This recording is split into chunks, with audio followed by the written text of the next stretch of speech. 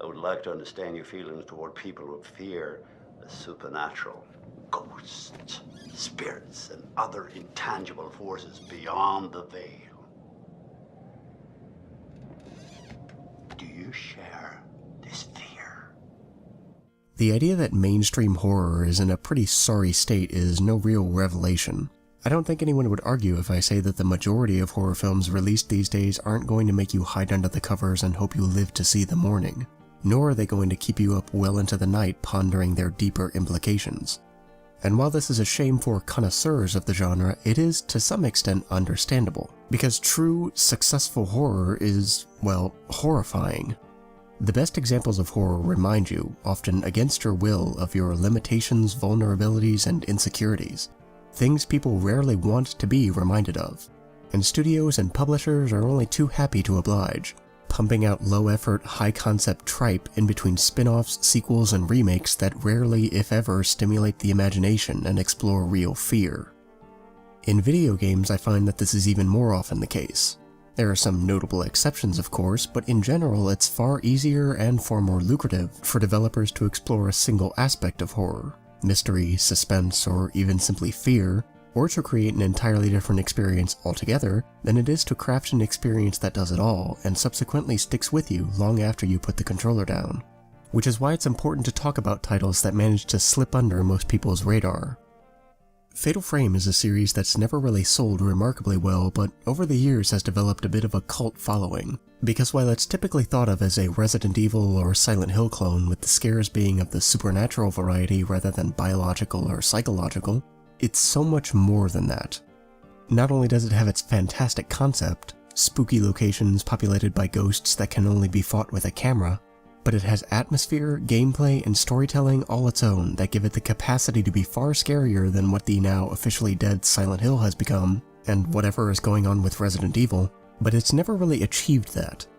And I think at least part of the reason is that while Fatal Frame is a series that more or less got better with each iteration, it never really addressed some peculiarities, which, along with discussing what makes Fatal Frame brilliant in my eyes, is what I'll be talking about over the course of the next several videos. How Tecmo can go about reframing Fatal Frame.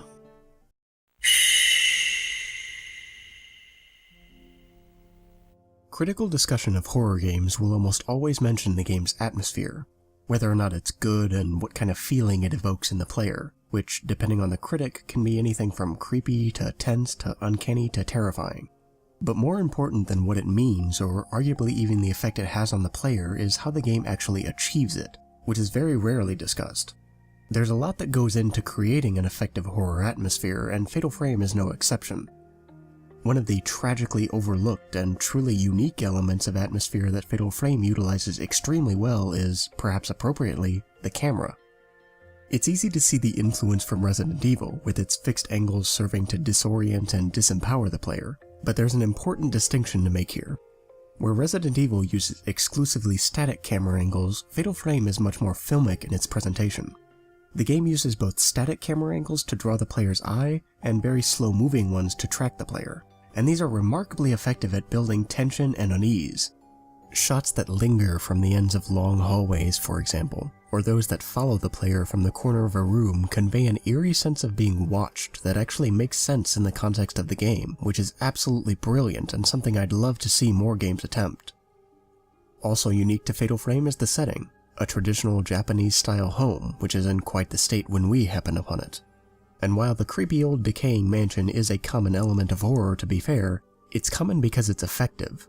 Seeing what was once pleasant and comforting, now warped and twisted, evokes, to borrow a phrase, simultaneous attraction and repulsion. Admittedly, the sense of attraction or familiarity is probably felt more strongly by Japanese players, which the developers seem to agree with, but it still works for Westerners as well, as we get a sense of being a stranger in a strange land, which is another common element of horror. One thing I appreciate tremendously about the mansion is that it's laid out in a way that makes sense, adding a level of realism to what's otherwise fantasy. Himuro Mansion isn't a funhouse like Spencer Mansion in the original Resident Evil. It feels like a real space that a family would use and live in. Every room has a clear purpose, and I particularly like that the doors to the more unseemly areas are locked. The way you can explore the house and find these doors but can't open them for quite some time doesn't feel like a gating mechanism put in place by the developers, but a natural state for a home with some grisly secrets to be in. And when we do finally unlock those doors and learn the intended purpose of those rooms, Fatal Frame becomes less a run-of-the-mill haunted house and something a good deal more chilling. Sound design is one of the most important parts of an effective horror atmosphere, and Fatal Frames is far from terrible, but it's more of a mixed bag compared to the environment. What bothers me with the soundtrack, for example, is that it's not diegetic. In the early game, the music is surprisingly loud, and consists mostly of strange, incomprehensible sounds arranged in a very clearly musical way, that for me is tremendously distracting. But this actually does get better as you progress through the game. The song in the Demon Mouth is probably my favorite track of the lot. There's not much to it musically, just a consistent low pounding noise and a series of short quick notes on the violin. It's a pretty spooky song because with the exception of the violin, of course, it doesn't sound like a song, it sounds diegetic. One thing I'd have liked to see more of is silence, and it is used occasionally. One of my favorite rooms in the game is the storeroom. Nothing ever happens in it except hearing a woman cry, but it's a creepy room nonetheless because it's absolutely silent save Miku's footsteps. Silence is a powerful tool because it emphasizes the sound that you do hear, usually footsteps, making that already strong feeling of isolation all the more palpable. This is why you'll sometimes see people list the Souls games as atmospheric in the horror sense. And although I think it's a bit of a stretch, I do understand it, because for me personally, it's hard to feel alone and isolated when I've got what's effectively an orchestra following me from room to room. This may just be me, but even in the context of a spooky mansion, this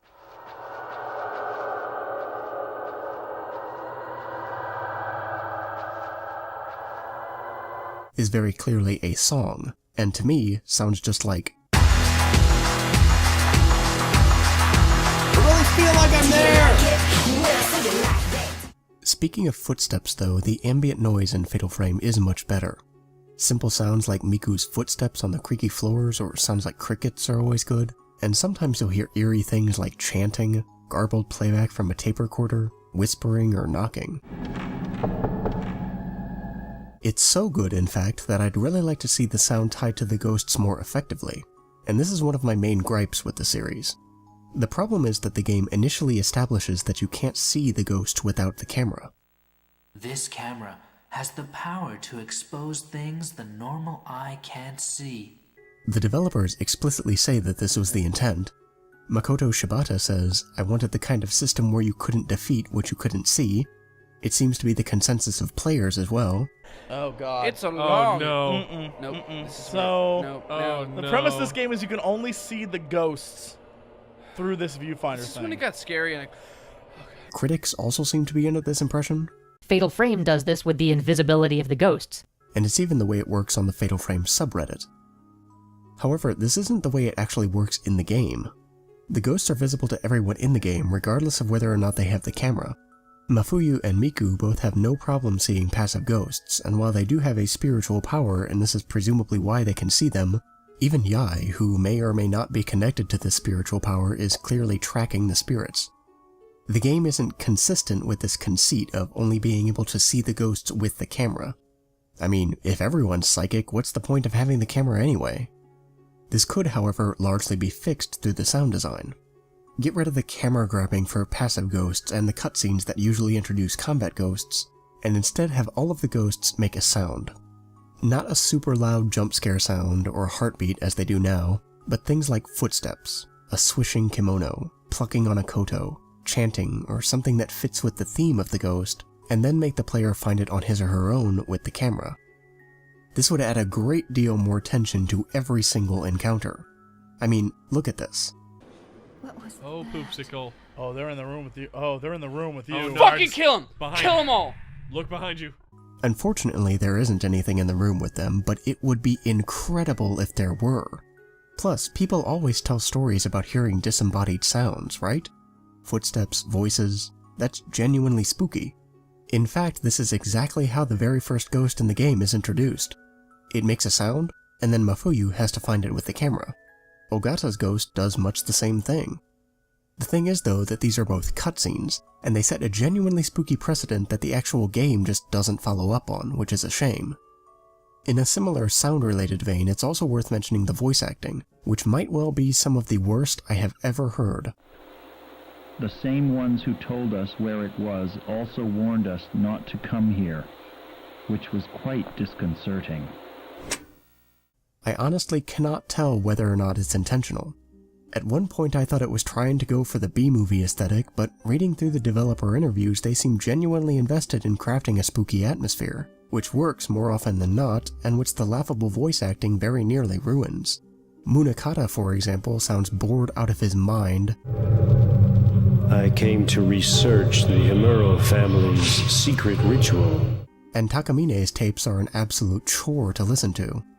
Koji, Tomoe, all of them? Am I the next to die?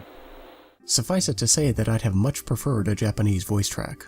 That said though, Fatal Frame is also the only game in which I've ever sat up and taken notice of how the rumble feature is used. My general attitude towards rumble is indifference. I don't mind if it's there, but I rarely find that it adds an extra level of feedback and immersion to the game like it's supposed to. I've never thought a game was made better by its use of rumble, that is, until Fatal Frame anyway, because in Fatal Frame when something startling happens, in combat with a ghost, or sometimes for absolutely no reason at all, the controller will vibrate in a way that mimics a heartbeat. Silent Hill does this too, but it only uses it as a way to indicate the player's health without making them go into the menu. The way Fatal Frame does it though is really quite interesting. It's diegetic, absolutely making sense in the context of the game, actually immersive as it communicates what the character and likely the player is feeling not only through gameplay but through the hardware, and it's useful to boot. Since the ghosts can move in and out of walls and doors, you can't always keep tabs on them. The rumble helps with this as the heartbeat quickens as the ghost gets closer to you. The only reason I knew she was close to me here was because of rumble. It's a genuinely cool way to use a feature I'd never really cared about before. I've seen people say that when it comes to horror, the atmosphere is the easiest thing to get right, as if it's a simple matter of adding some fog and spooky sounds and presto you have an atmosphere. And for some low-effort affairs that might be the case, but for the kind of atmosphere that players describe as good, where the simple act of walking around is far more unnerving than many of the actual scares in the game, it's not quite that simple. Fatal Frame's atmosphere has its problems to be sure, but it's still one of the more genuinely chilling atmospheres I've seen in a horror game.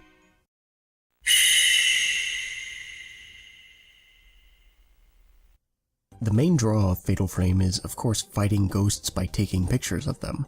But as silly as it sounds, it's one of the strongest parts of the game.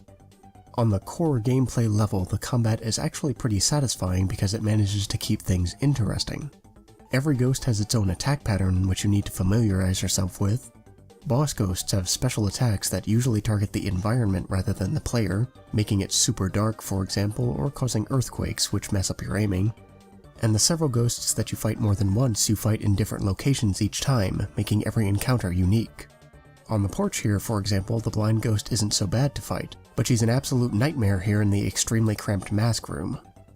It's also worth mentioning that while many of these ghosts are scripted encounters, I like that there are quite a few random encounters as well. It's not like you find an item and then have a fight the way you do in some horror games. There's no real formula to it here, which helps keep things unpredictable, which is tremendously important in a horror game. The combat of Fatal Frame also showcases a rather unique type of horror. You are able to fight the ghosts, and for some that alone takes the scariness out of the game. This is in Amnesia, for example. But rather than running away and hiding in a closet until the monster gets bored and wanders off, in Fatal Frame you have to, in a sense, face your fears. To end the encounters most efficiently, you have to stay focused on the ghost, charging up the camera's spiritual energy, and then wait until the last and usually scariest moment, right when it lunges for you to deal the most damage. And while Fatal Frame isn't a game that's out to shake human's heart, deeply, it also doesn't need to be one of those games, because it's one of the best examples of video game horror done right, done through the gameplay that I've ever seen. In the vast majority of survival horror games, the actual combat is simply not scary. Beating this thing to death with your stick, for instance. It's the implied threat of combat, where the player anticipates a fight, that tends to give players the shivers. Fatal Frame manages to incorporate this element of anticipation into the combat. Ghosts don't just stand there and politely wait to be killed. They jive and juke you, frequently disappearing and reappearing somewhere else. And as using the camera cuts off your peripheral vision, putting you in a very vulnerable position, you often find yourself face to face with the ghost just before it reaches out to grab you.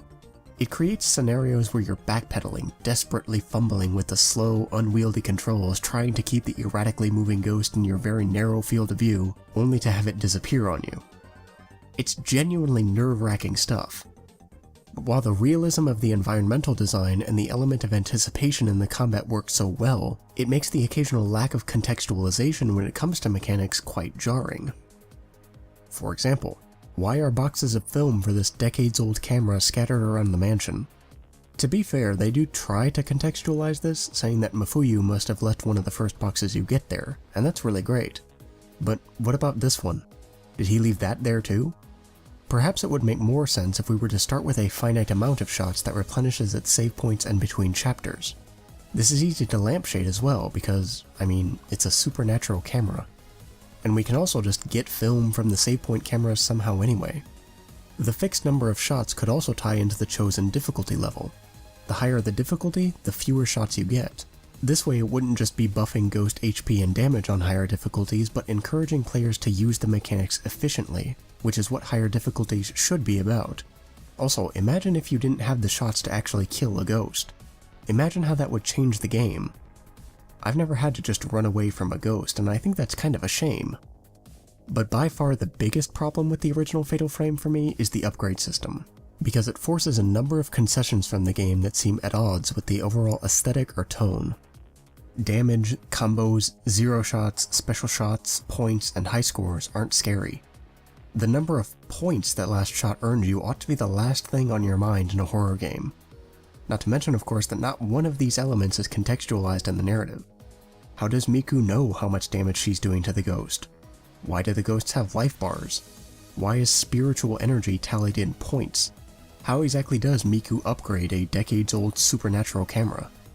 For me, the scariness of the game is lessened significantly if these questions are unanswered, and it becomes a situation where I know I need precisely 2,560 more spirit points to unlock the next speed upgrade on my camera, which is comical.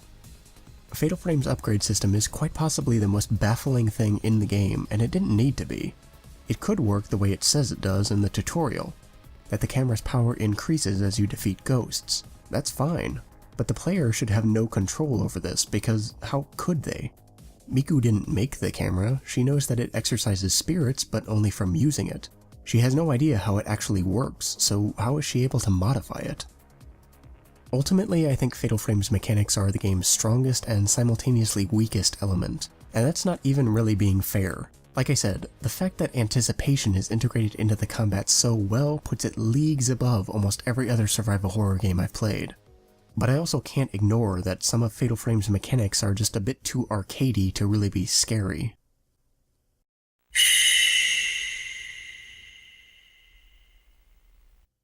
The narrative of the original Fatal Frame follows Miku Hinasaki, who enters the cursed Himuro mansion in search of her brother Mafuyu, who himself was tracking down a novelist that was researching the gruesome rituals associated with the mansion.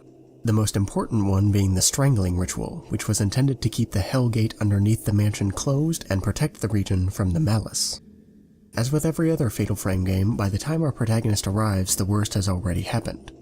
The worst in this case being that the last strangling ritual failed, releasing the malice from the Hell Gate, killing quite a lot of people initially, and driving the head of the family mad, who then killed what survivors were left and finally killed himself.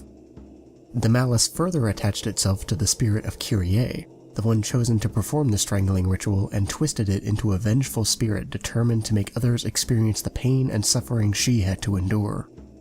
The game takes place over the course of 4 nights, with each night following a side story related to the mansion with the overarching story of Kyrie and the Hellgate sprinkled throughout.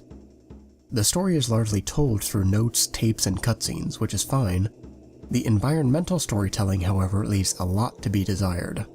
For example, it's never explained why the tapes and notes are scattered around the mansion and not all together like they presumably should be. I mean, did the ghosts tear up the notebooks? It sounds stupid, but it's the only explanation I can come up with. Yes, books do fall apart, but it takes decades. Leather-bound journals from like 2 weeks ago don't just fall apart. And then there's this scrap of paper locked away in this shrine. What on earth is this doing in here?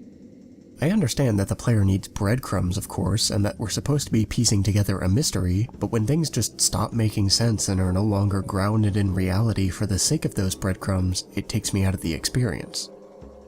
Speaking of grounded in reality though, the narrative is quite fascinating because absolutely everything, from the original cause of the calamity, to the haunting that takes place after, to how the curse is resolved, is all based in traditional Shinto practices and beliefs, most of which are, unsurprisingly, in reference to the afterlife. If you've seen Japanese horror films like The Ring or The Grudge, you're likely familiar with at least some of the whole rigmarole. When a person dies, their soul waits in a limbo state for a series of funeral rites to be completed, after which it can then join the spirits of their ancestors and watch over and protect the rest of the living family.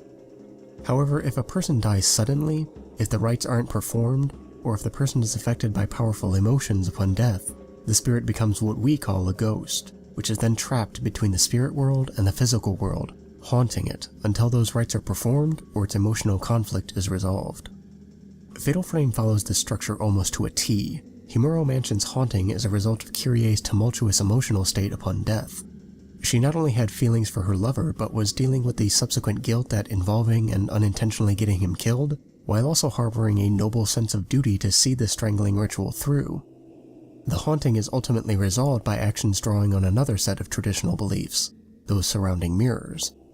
In ancient Japan, mirrors were extremely precious because of their connection to the legend of the sun goddess Amaterasu, in which she was so intrigued by the reflection of her face in a mirror that she emerged from her cave and brought light back to the world.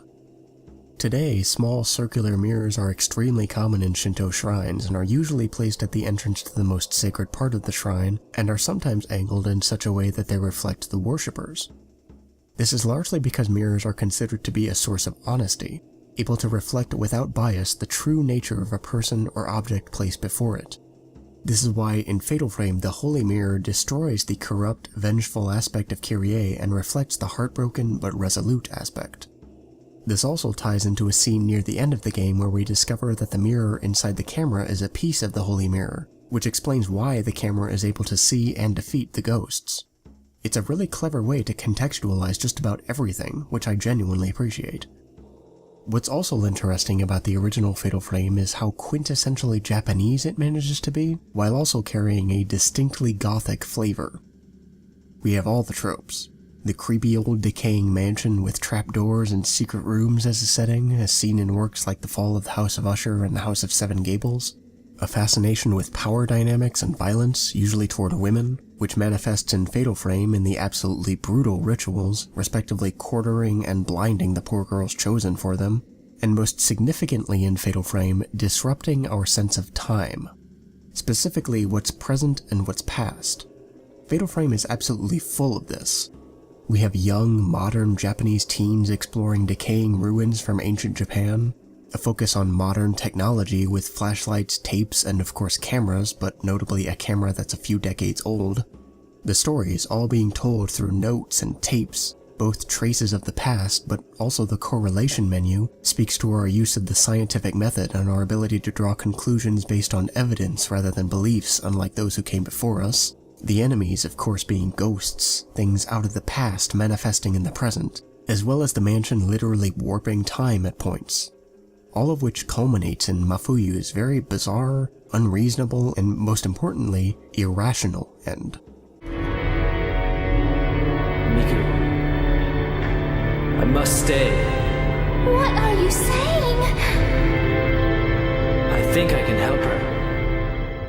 Reminding the audience, as the best Gothic tales do, that for all our advances morally, ethically, scientifically, technologically, there are things out there beyond human power and reasoning, and that these things need to be respected. Ultimately, Fatal Frame is quite a solid horror game atmospherically, mechanically, and narratively. I genuinely appreciate that a lot of the wacky, fantastical things about it on the surface, like using a camera to exorcise ghosts, actually make sense when it's put in context. It's just a shame that the things that don't make sense, such as the upgrade system and the notes and tapes, stick out like a sore thumb. But for a debut title, it's pretty remarkable. And in part 2 of this series, we'll be taking a look at the follow-up, Fatal Frame 2, Crimson Butterfly. I'll see you then.